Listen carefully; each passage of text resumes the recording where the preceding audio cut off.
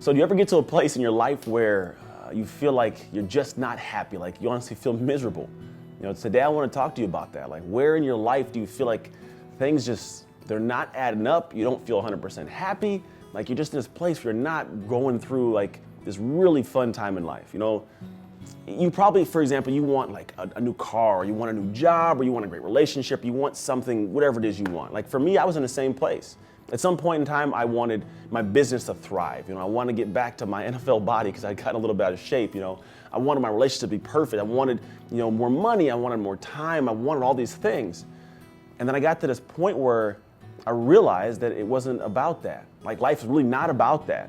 For me, I got to this place where I talked to somebody and they were telling me this story about them going to a foreign country, and there's these kids, third world country, kids running around, and they were no shoes, one set of muddy clothes they're running around in, just mud all over their face.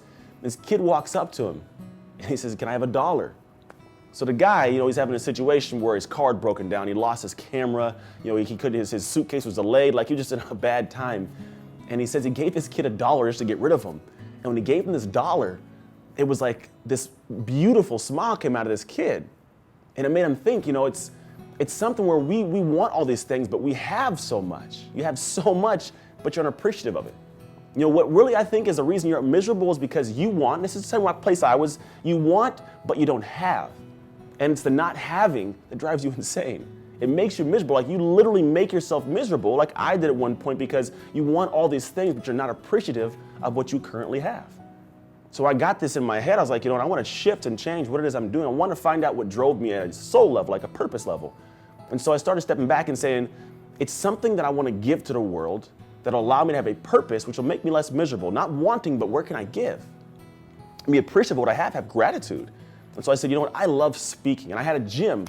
And I got to this place where, like, I love speaking, but I had a gym that kind of held me back a little bit. So I wanted to reach more of the world. So I made a decision. I closed the gym. Sounds odd, but I'm gonna tell you why I did, and I'm gonna give you pointers as to how you can make adjustments for yourself. And I got to this place where I started making progress, and I realized that if I wanted to reach the world, I had to do something different. And I had to be able to teach you guys to be able to do something very similar for your own life. And so what I did, I stepped back and I started looking at what it was. And it turns out there's just 3 simple things I did that allowed me to get to a place where it wasn't so much of this want holding me back, but this different drive, a purpose. Maybe not giving all the time, but a purpose for why you're here. And the first one is set an intention. The intention is for you something where it's this thing you do every day that you get up in the morning, you don't want to hit the snooze button. Like, what is the intention you have for your life? What is the intention you want to end up at? Where's the road end for you? When you find the intention, where you want to have that road end, it could be more time with your family, it could be a better career, it could be some legacy you leave behind. Like, what is your intention? The second step is find out something you love to do. Like, love to do, not kind of like to do, like something that when you wake up in the morning, like your soul stirs, like something that just brings this kind of passion out of you and you can get lost doing it. Something where when you do it, you lose hours of the day. When you find that one thing, the next step inside of that is find a way where you can tie the two together. What's your intention and how can you find a way to make this thing you love get you to that intention?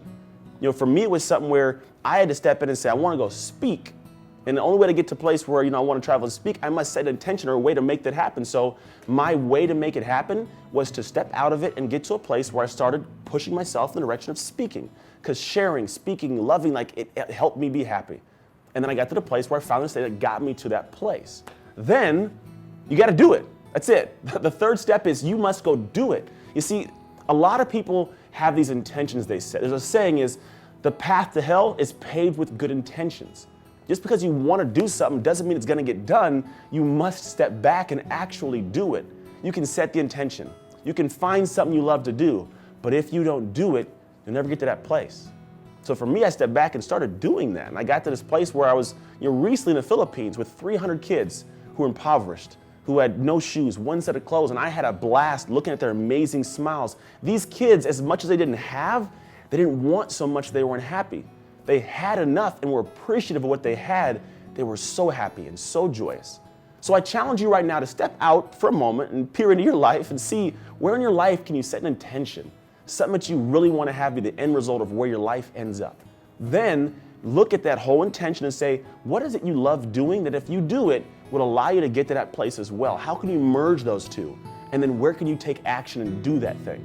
Nothing of great importance ever takes place without action first. You must set the intention, set that goal, and then go with it with action. Go forward and move, because you can't drive a car that doesn't actually move anywhere. You just sit there and you'll be stuck with all the potential.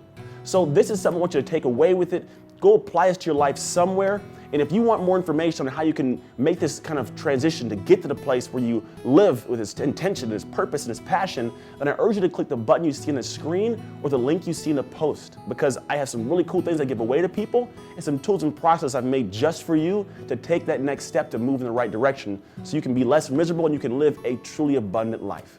So take this with you. Thank you for watching the video. And as always, remember you can trust your hustle to live an unexpected life.